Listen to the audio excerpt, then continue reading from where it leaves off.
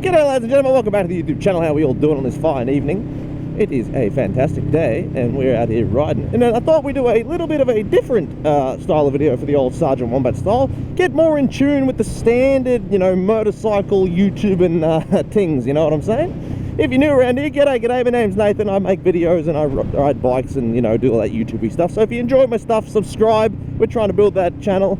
And of course, comment down below. I will reply to you whilst my channel still gets enough comments to be able to reply in a timely manner. Without further ado, let's get to today's topic of choice. Ooh, cheeky through to the front here. And that, ladies and gentlemen, is about Ducati and their new V2 platforms, all right? And what have they done? Why have they done it? Ooh, nice and orange. Ooh, tunnel. And ladies and gents, I'm a big fan of the Ducati V2 platforms. Their Panigale V2s look fantastic, and their Street Fighter V2s are one of my favourite looking naked bikes there are. Now, their brand new ones, they're a little bit more different, a little bit more questionable, they're alright, in multiple ways. I still think that the Panigale looks okay, but I think it looks more like their older model bikes. It looks more like a Super Sport to me, and the Street Fighter V2, the new one, still looks just as good as ever, although I wish it came in more colours than Ducati Red.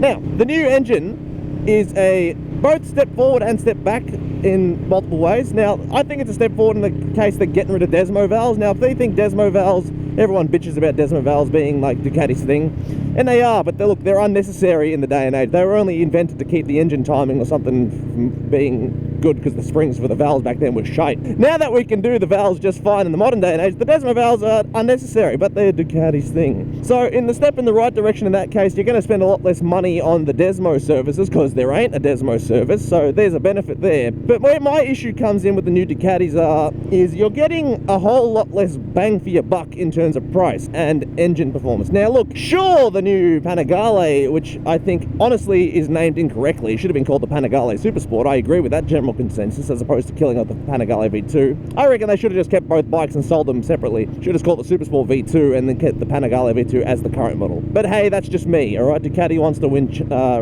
races and championships and whatnot, but I don't think the average person really gives a shit. They just like the bikes, man, and I think most people will see that and be like, the new technology's nice, but it wasn't worth the downgrade, you know what I mean? So the new engine is I think it's 800 cc's to go with the new, I think it's the world superbike stuff, and realistically it's competing with the new R9. Now look, I think it's going to be a pretty hard bang for your buck in terms of thing. I think the R9's actually going to be winning now as opposed to the Ducati, but Ducati boys want Ducatis, and that's really hard to sway them otherwise, but that's fine, alright? You can have something and enjoy it, but there are certain things about it that aren't worth it. So I think the old V2 engine clocked about 155 horsepower, whereas the new engine only makes 120 horsepower.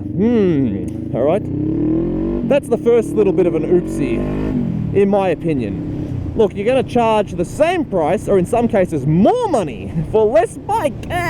Look, it ain't going to go down so well. I think the R9 in Australia is probably selling for about 20 grand-ish there, and the Panigale V2 is going to be selling for about 27 grand for the Panigale V2S, and I think the other one's like $25,000. Now, in the grand scheme of things, a $5,000 difference for the quote-unquote Ferrari of motorcycles isn't bad. But you are paying for what is essentially much less than the outgoing model. The outgoing model, 155 horsepower. Sure, it was a bit heavier, but I don't know, man. I'm paying paying the same price for 35-ish horsepower less. Now, I personally don't think it's the best deal unless you're going for like if it purely looks, because the Street Fighter V2 still looks fantastic, and I actually quite like how it looks, and that exhaust looks whoo. Now, the new Panigale Super Sport stylish bike, which isn't a Super Sport, but it should have been, has new, like more for the road stuff. Look, they're directing the air so it gets the heat off the legs, which, look, Ducatis run hot. It's known. Your balls will thank you with more cooling, because they do toast your eggs. They fry those eggs, boys. So that stuff's good. Look, you can get, what's the word? Cruise control in the new ones. That's a fantastic addition. But still, I'm paying for 120 horsepower. The issue is, if the old Panigale V2 only made 120 horsepower, I don't think this would have been such a bad change, okay? But it didn't. It made a lot more. So it's going to make a lot harder of a change for people who already say you bought a 2024 Street Fighter or Panigale. There's no real incentive to upgrade. Now, if you're upgrading bikes every year, you got a lot of money and probably too much, so it doesn't really matter to you. But I don't see why you would make that change, okay? Now, look, if you're riding a Super Sport and you're looking to upgrade, or say you bought an 899, I could justify maybe it's worth the change, but also an 899 still makes, I think, more power. So it's still a hard sale in the upgrade department. Maybe if you have an old 865, whatever the hell the old model is. I'm not really too fleshed out on my Ducati knowledge in terms of old models, because I didn't really follow Ducatis. Maybe then, though. Maybe then you could justify it, but it's really hard to say if you have the current gen Panigale V2, well, I suppose the last gen one at this point now would technically be. There's no real hard sell on the new model, dude. So, Ducati, what are you doing? I think it's probably still going to sell just fine because it's a Ducati and people see Ducati and go, I want Ducati.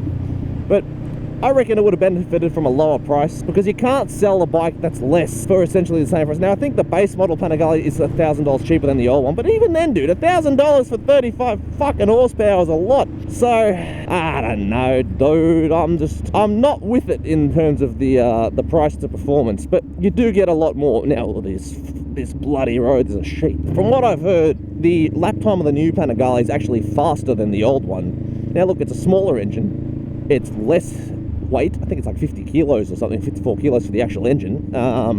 The bike itself is only like 170 kilos. So look, it's a lighter bike. It's a smaller engine. It's a lighter engine. So there's a lot less bike to move around. But personally, if I was to buy a Panigale V2, I would pick the 2024 era one, because I like the way it looks. It looks a lot nicer, a lot cleaner. The single-sided swing arm is a big sell for me, personally. I know, look, a lot of older Ducatis didn't get the single-sided swing arm. Everyone talks like that's their fucking thing, but Ducati didn't do the single-sided swing arm all the time, so it's not like it's a bloody staple of Ducati. And I don't think that's the main sort of selling point, but I personally think it's a good looking thing. Like even the CB1000R looked better with the single-sided swing arm. But look, not every bike needs it, but I think personally the Ducatis look fantastic with them. Now I know why they made the smaller engine, obviously because of the Super Sport and the regulations. Why would you have a bigger, heavier engine when you could make a small one that makes, you know, plenty of power for the bike? But it's hard to sell. It's hard to sell. Personally, if it was the only one they brought out, or they named it as Panigale, if they just brought the Super Sport name out and kept the old Panigale, I think that would have been a better decision, because the old engine, I think, was better, even though it had a bit of oil leak issues. But it's Italian, man. It's not issues, it's just character, alright? What are you talking about?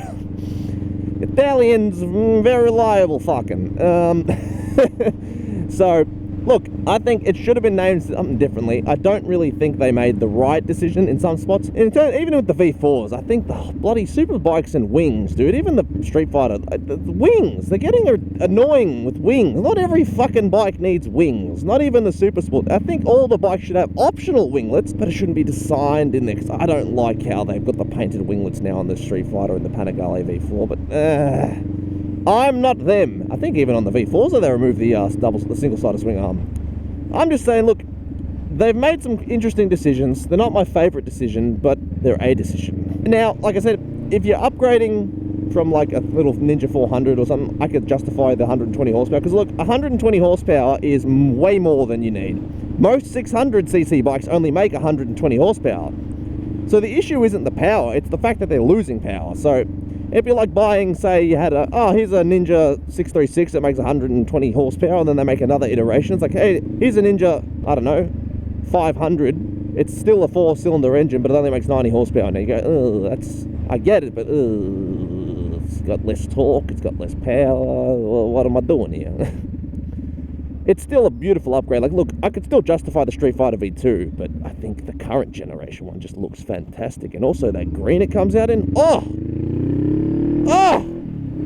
so sexy. But I can't afford any of them. So look, I'm not a Ducatista boy, and I can't afford it. So, but those are just my opinions, all right? So look, if you don't like my opinions, I'm sorry I hurt your feelings. But also, please comment down below and drive up my my algorithm, please. I want some, I want more video views. Well, let's sneak through here. Yes. We're not going to be able to go all the way to the front, I don't think, but that's fine. we don't have to go all the way at the front. We just need to move up so we can make it through this next set of lights. Like this. Yeah, that's our limitation there. Pop into neutral. Happy days. But yeah, dude, they're just my opinions, okay? Look, you don't have to enjoy them. You don't have to agree with them. If you don't agree with them, please tell me your opposing opinions. We're not here to argue like everyone else on the internet. All right, I can have a civil discussion about things. So if you don't like my opinion, tell me. Tell me why. Give me your reasons and I'll give you my reasons, and we could meet in the middle and not hate each other, all right? We'll do an internet first. We can have a discussion without rage.